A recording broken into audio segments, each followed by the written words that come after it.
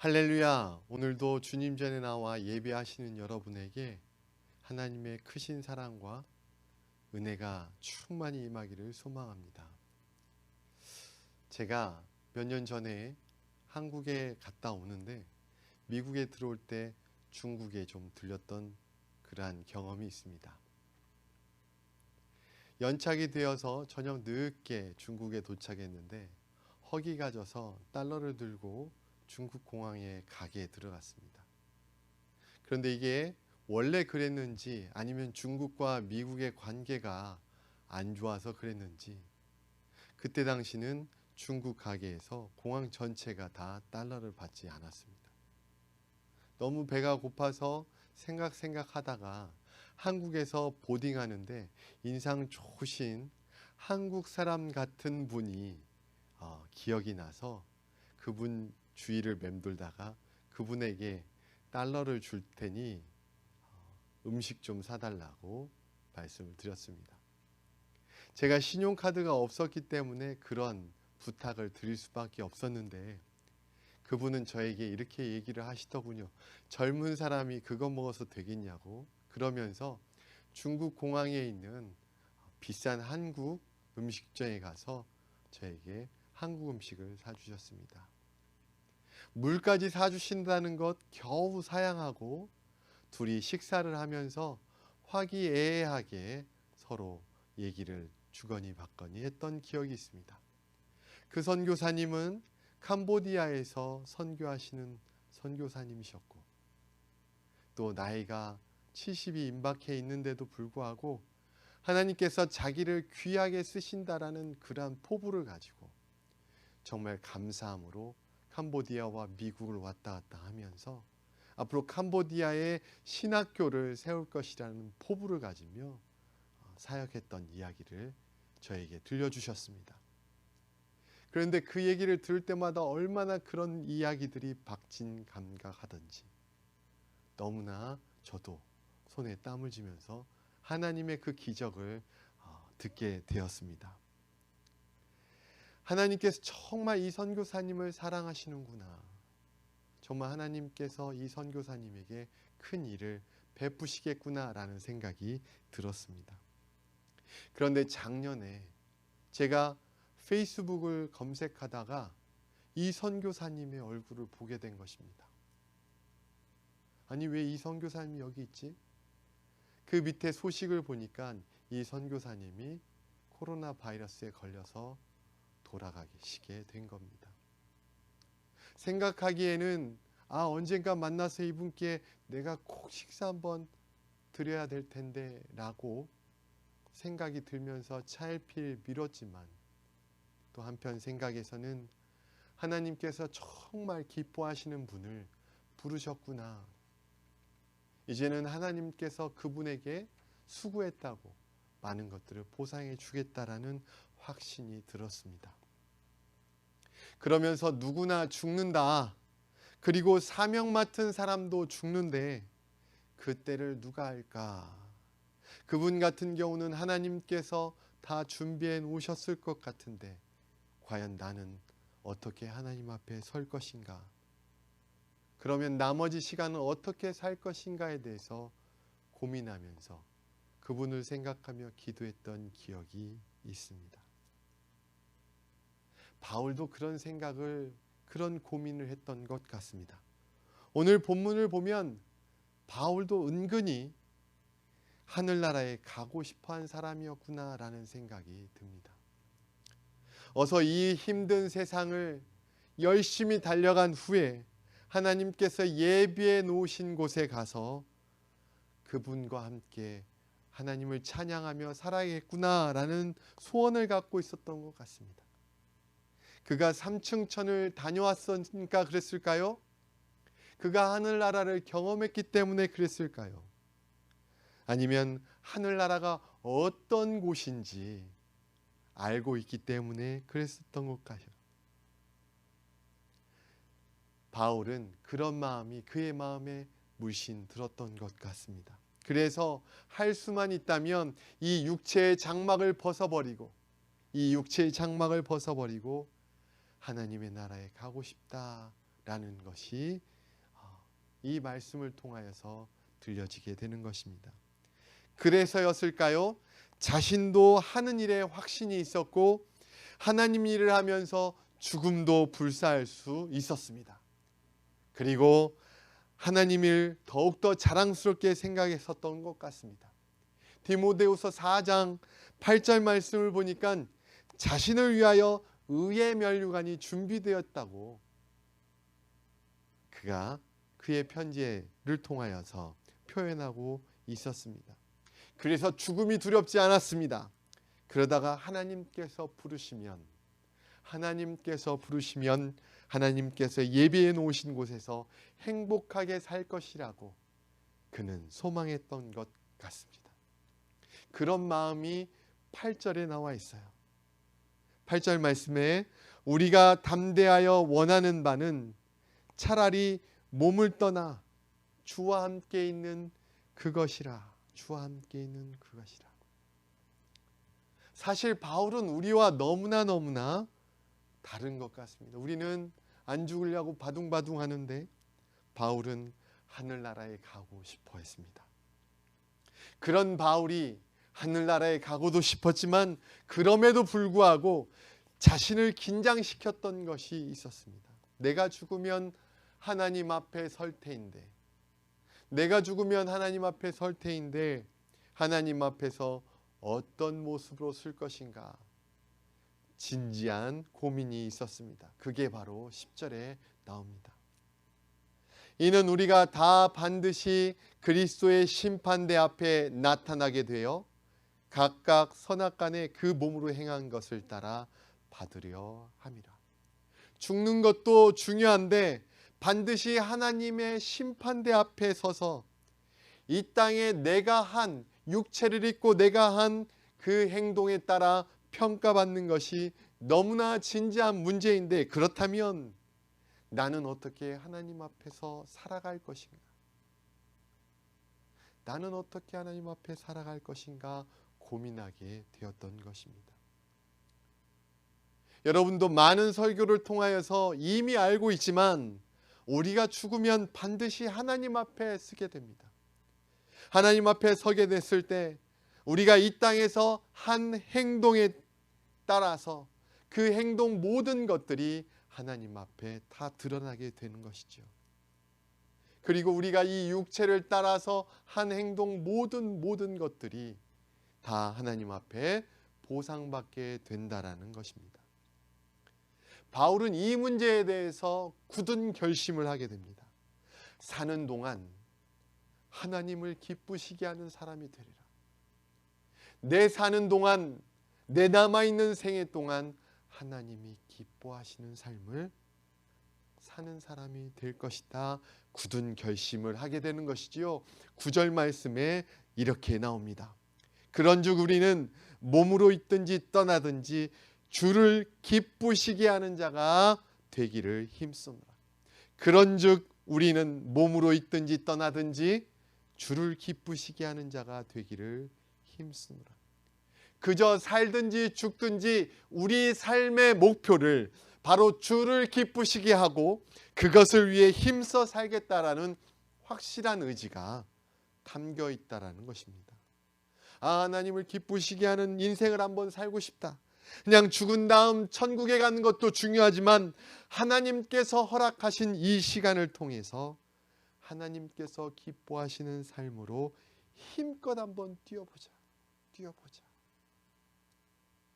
그가 그의 마음 가운데 굳은 결심을 해 보았다라는 것입니다.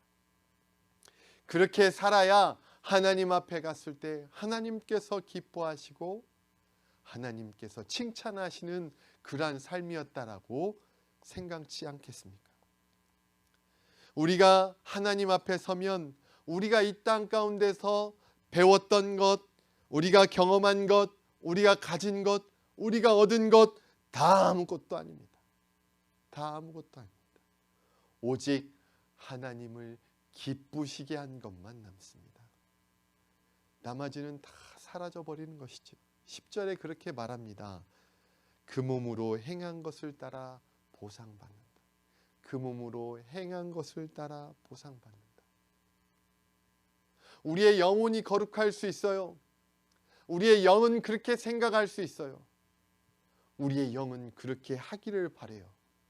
하지만 우리의 영이 그렇게 하기를 바라지만 그 가운데서도 우리의 육체 때문에 하지 못하는 일들이 얼마나 많습니까? 여러분, 그러면서 하나님을 위해서 한 것들만 남는 것을 믿으시기 바랍니다. 내가 배운 것, 내가 가진 것, 내가 경험한 것, 그리고 내가 얻은 것들은, 나를 위해서 한 것들은 다 사라져버리게 되는 것입니다. 하나님을 기쁘시게 하는 삶이 아닌 자기 자신을 위한 삶을 산 사람에게는 어떤 것이 남아있는 것이 하나도 없습니다. 바울은 그것을 아주 심각하게 생각했던 것 같습니다. 누구나 이 세상을 살아가는데 자기 자신을 위해서 살아가는 것은 너무나 쉽습니다. 아니, 너무나 당연합니다. 그래서 많이들 자문하지요. 내가 법을, 내가 도덕을, 내가 윤리를 어기지 않는 상황 가운데 내가 남을 피해를 주지 않고 열심히 사는데도 문제가 되는 것인가? 단언하기는 그렇지만 예수님께서 하신 말씀을 통해서 그 진리를 깨달을 수 있을 것 같습니다. 어떤 사람이 예수님을 찾아와서 이렇게 묻습니다. 예수님, 구원받은 자가 적습니까? 참 질문이 이상합니다. 예수님, 구원받은 자가 많습니까? 그런데 예수님, 구원받은 자가 적습니다라고 물어봅니다. 그 질문이 참 이상한데 예수님께서 의미심장한 말씀을 합니다. 좁은 문으로 들어가라. 좁은 문으로 들어가라. 누가복음 13장 2절 말씀에 이렇게 대답을 하셨다고 하지요. 좁은 문으로 들어가기를 힘쓰라. 내가 너희에게 이르노니 들어가기를 구하여도 못하는 자가 많으리라.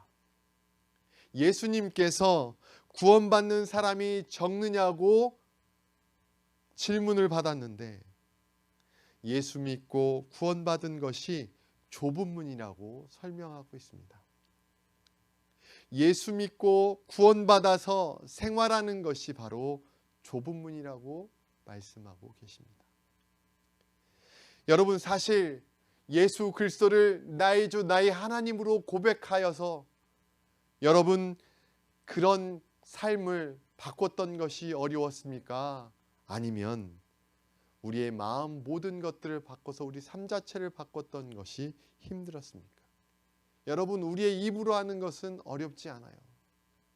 나의 주 나의 하나님이라고 고백하는 것은 어렵지 않아요. 그러나 우리 모든 것이 바뀌었을 때 그 막 바뀌는 것들 때문에 우리의 모든 것들이 다 몸부림칠 때 그 고통을 우리는 알지 않습니까? 주일에 교회에 나오는 것이 힘듭니까? 모든 것들을 뿌리치고 모든 것들을 거절하면서 그 귀한 시간을 만들어내는 것이 어렵습니까? 교회 나오는 것은 여러분 모든 것을 뿌리치는 것보다 쉽습니다. 버스 타고 차 타고 오는 것만 되면 교회에 나올 수 있습니다. 여러분, 예수님은 그렇게 고백하고 나의 주 나의 하나님이라고 고백하고 고백한 대로 살아가는 것이 바로 좁은 문이라고 말씀하시는 것입니다. 나 같은 죄인도 구원하셨는데 그럼 이제는 어떻게 살아가야 할까라는 질문이 바로 구원받은 사람들, 선택받은 사람들의 화두가 되어야 하지 않습니까? 그렇다면 우리가 살아가면서 입으로 주여 주여 하며 살 수가 없습니다. 자기를 부인할 때도 있고 십자가를 져야 할 때도 있고요. 어떤 때는 생명과 바꾸는 위태로운 상황이 올 수도 있습니다. 그런 일을 경험하면서 신앙을 지켜 나가며 살아가기 때문에 이것이 바로 좁은 길이라고 예수님께서 말씀하고 계십니다. 그래서 아무나 들어갈 수 없다라고 말합니다. 아무나 들어갈 수 있는 길이 아니다라고 얘기합니다. 그래서 주님께서 대답하십니다. 구원받을 자가 많지 않다. 그러니 좁은 문으로 들어가라. 그러니 좁은 문으로 들어가라. 가고 싶어도 못 들어간다. 가고 싶어도 못 들어간다. 누구든지 자기의 성공을 위하여서, 누구든지 자기의 이익을 위하여서 살 수 있습니다. 그 길은 누구나 다 갈 수 있는 길이에요. 목사라고 예외일까요? 선교사님이라고 예외일까요? 아니요. 하나님을 기쁘시게 하는 삶을 살지 않으면 그 누구도 예외가 없습니다. 그 행한 대로, 그가 입고 있는 그 육신이 편한 대로 보상을 받게 되는 것입니다. 자기 마음대로 살았으니 하나님의 마음대로 심판하실 것입니다.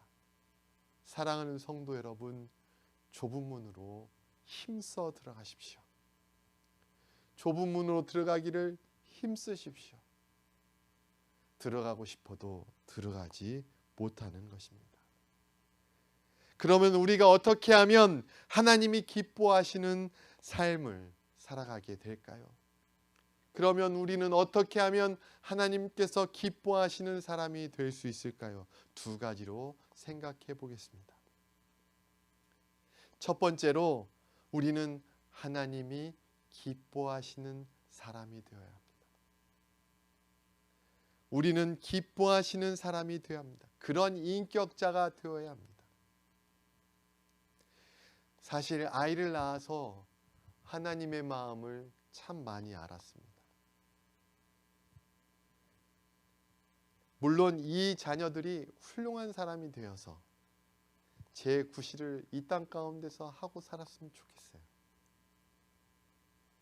정말 보면 볼수록 가슴이 저려옵니다. 우리 하나님은 우리를 보실 때 얼마나 가슴이 저미도록 사랑하실까. 우리 아이들을 보면서 하나님을 이해할 수 있었습니다. 그런데 이 아이들이 커서 자기 구실을 하는 것은 둘째치고 그보다도 이들이 커나가면서 사람으로서 악에 물들지 않고 평생에 하나님을 섬기며 인격자로 잘 커나갔으면 하는 정말 기본적인 소망이 있습니다. 우리 아이들을 바라볼 때 그런 소망이 있습니다. 그럼 하나님은 우리를 향하여서 어떤 소망이 있을까요? 바로 하나님은 우리가 하나님의 형상을 담는 사람이 되기를 원하십니다. 다른 말로 하면 자기 아들인 예수 그리스도를 닮은 사람들이 되기를 원하십니다. 하나님은 자신의 형상을 나타내는 사람을 기뻐하십니다. 태초에 하나님께서 우리를 만드실 때 흙으로 하나님의 형상, 우리의 모양과 형상으로 사람을 만들었습니다.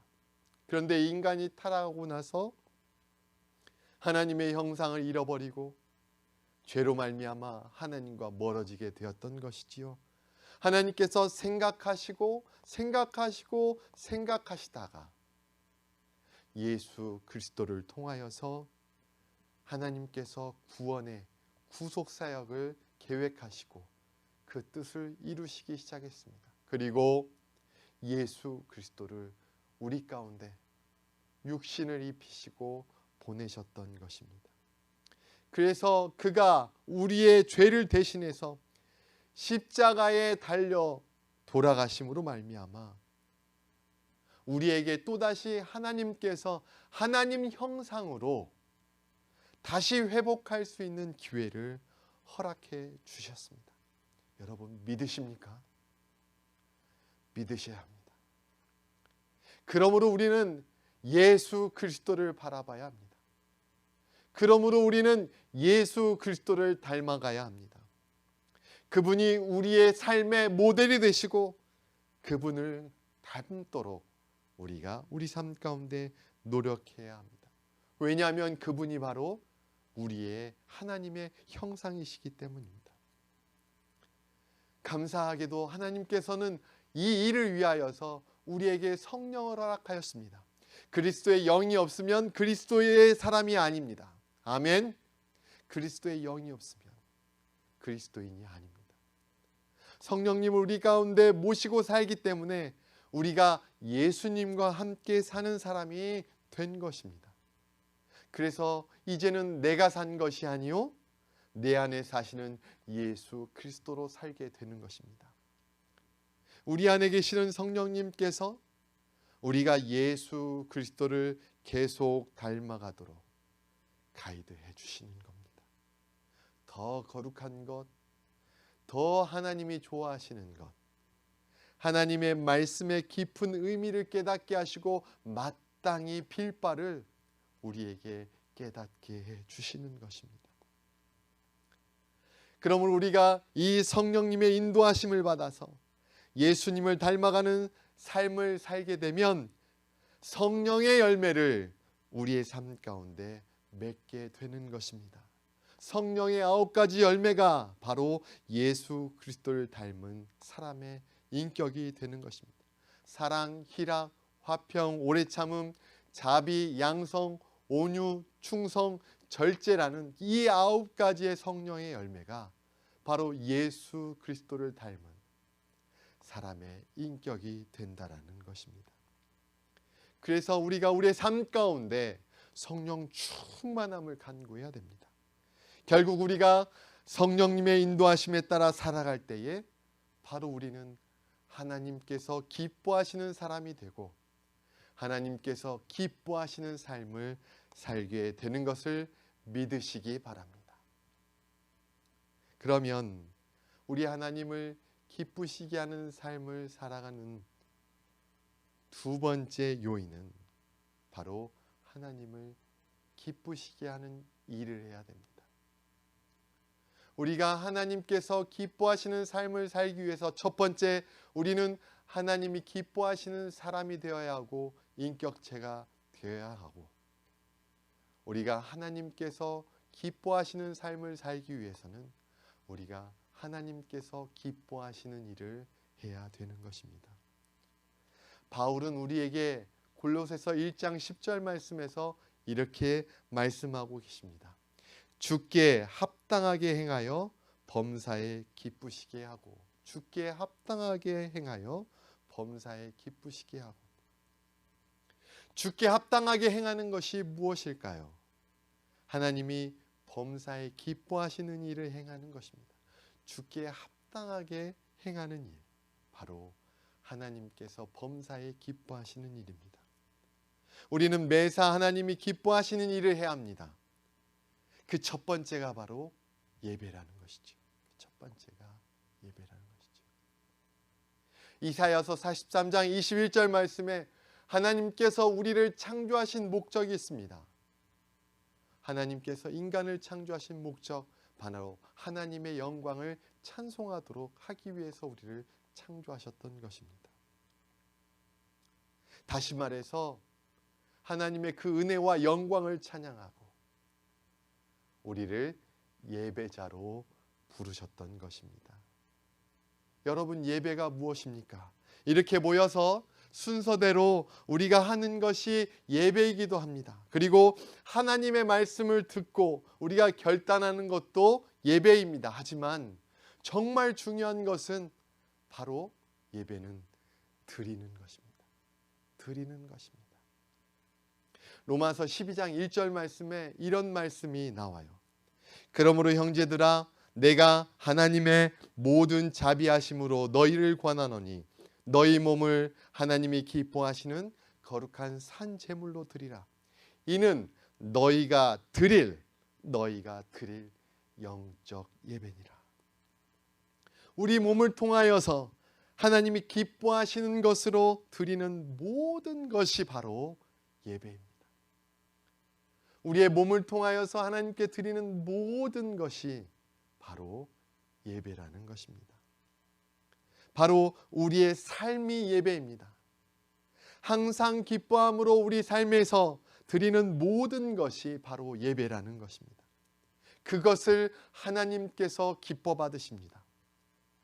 삶에서 하나님을 찾습니다. 삶에서 하나님을 찬양합니다. 삶에서 하나님을 알려고 노력합니다. 공적 예배에 참석하여서 하나님 앞에 나아갑니다. 이 모든 것들이 예배를 통하여서 내가 무엇을 받으려고 하는 것이 아니라 우리가 예배자로 말미암아 하나님 앞에 나와 드리는 모든 것입니다. 우리의 삶이 드려질 때, 우리의 육신으로 말미암아 하나님 앞에 모든 것을 전해 드릴 때 우리 하나님께서 그 모든 것들을 기뻐 받아주시는 줄 믿으시기 바랍니다. 하나님께서 이 예배를 받으십니다. 하나님이 기뻐하시는 일이 바로 첫 번째 예배라는 것입니다. 삶을 들여서 하나님께 드리는 예배가 여러분의 삶 가운데 차지하시기를 소망합니다.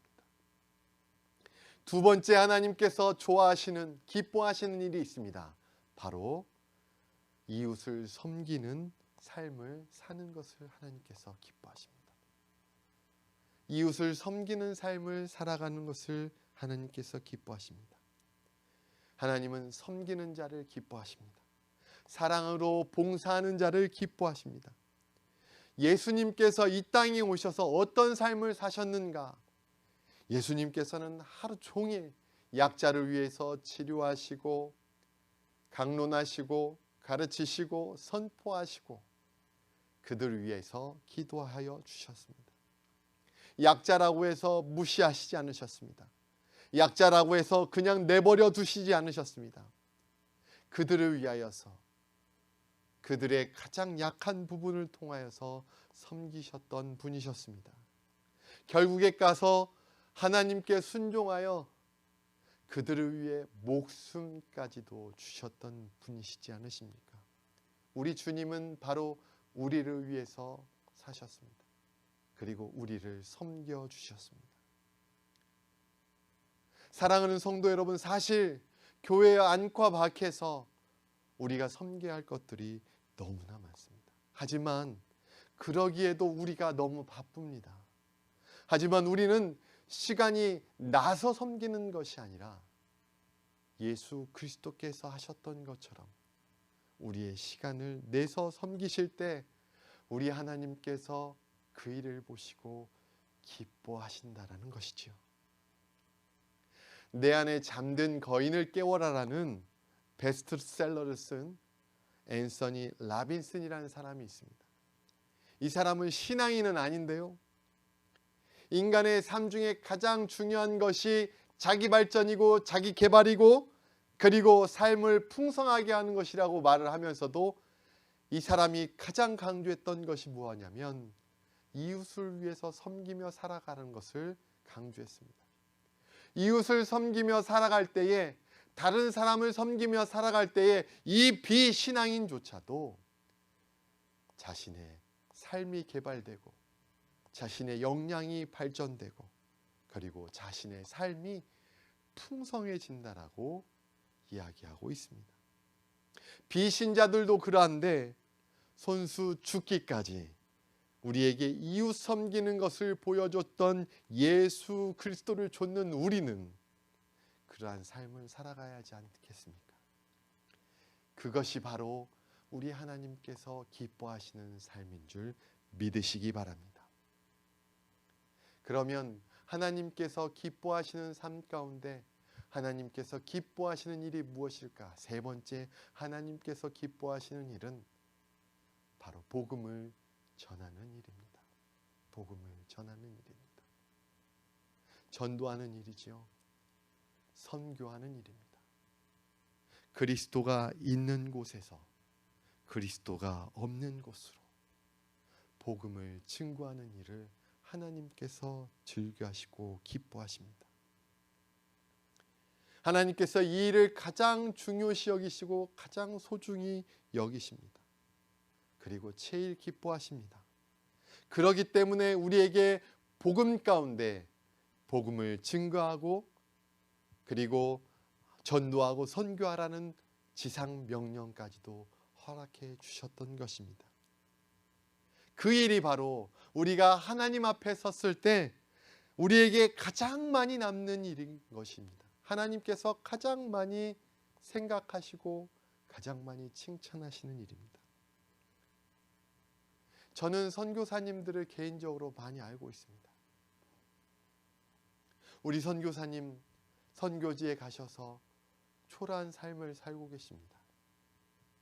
어떤 때는 정말 백신 한 방이면 끝날 것 같은 질병에서도 정말 자기의 그 양들, 하나님의 양들을 섬길 때 정말 죽음과 삶을 왔다 갔다 하는 것을 바라보면서 가슴 아파하시는 선교사님도 보았고, 그 일들을 감당하시면서 자녀들이 아픈 것들도 보았습니다.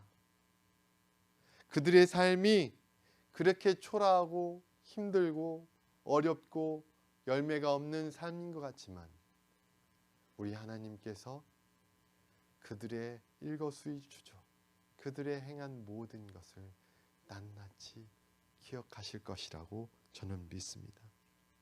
비록 지금은 초라하나 하나님께서 더 많은 것으로 갚아주실 것입니다. 그런 축복 때문에 선교하는 것은 아니지만 전도와 선교는 정말 우리 하나님께서 흡족히 사랑하시고 기뻐하시는 일이라는 것을 믿으시기 바랍니다. 우리가 아는 사람들을 위하여서, 그 영혼들을 위하여서 기도하는 삶, 예수 없이 살 것 같은 사람에게 복음을 전하는 삶, 선교를 위해 기도하고 보내고 그리고 동참하는 삶, 선교지를 위하여서, 선교사님을 위하여서 기도하는 삶, 그들을 위하여서 내가 열심히 땀 흘려 벌었던 돈으로 동참하는 삶, 이 모든 일이 우리 하나님께서 기뻐하는 삶이신 것을 기억하시는 여러분이 되시기를 바랍니다. 우리가 이렇게 산다면 하나님께서 우리로 인하여 기쁨을 이기지 못하실 줄 믿습니다. 사랑하는 성도 여러분, 우리 각자의 삶이 얼마나 남았을까요? 분명한 것은 그렇게 길지 않다라는 것입니다. 그래서 우리 삶의 목표를 하나님께서 기뻐하시는 삶에 맞추어야 합니다. 아멘. 그러기 위해서는 먼저 하나님이 기뻐하시는 사람이 되어야 합니다. 예수님을 닮은 사람이 되어야 합니다. 그리고 하나님이 기뻐하시는 일을 해야 되는 것입니다. 그 중에서 예배와 섬김으로 그리고 복음을 증거하면서 하나님의 기뻐하시는 일을 하고, 그리고 하나님께서 우리의 이름을 부르실 때에 하늘을 바라보며 하나님께 나아가 하나님 앞에 섰을 때 착하고 충성된 종이라고 칭찬받으며 보상받으시는 저와 여러분이 되시기를 주 예수 그리스도의 이름으로 간절히 축원드립니다. 아멘. 기도하겠습니다. 할렐루야. 좋으신 아버지 하나님, 이 밤에도 주님께 나와 바울의 마음을, 바울의 결단을 나누게 하심을 감사드립니다. 우리 삶의 목표가 성공이고 부가 아니라 우리의 삶의 목표가 하나님을 기쁘시게 하는 삶을 살아가도록 초점을 맞추고 그 일들을 행하며 나아갈 수 있도록 이 시간 결단하게 하시고, 하나님 성령님을 통하여 우리를 도와주시옵소서. 아버지 하나님, 이 밤에 하나님께서 큰 은혜 주시고 늘 함께하여 주시며 이들의 삶을 통하여 하나님 영광 받아 주실 줄 믿사옵고 감사드리며 사랑하는 예수님의 이름으로 기도드렸사옵나이다. 아멘.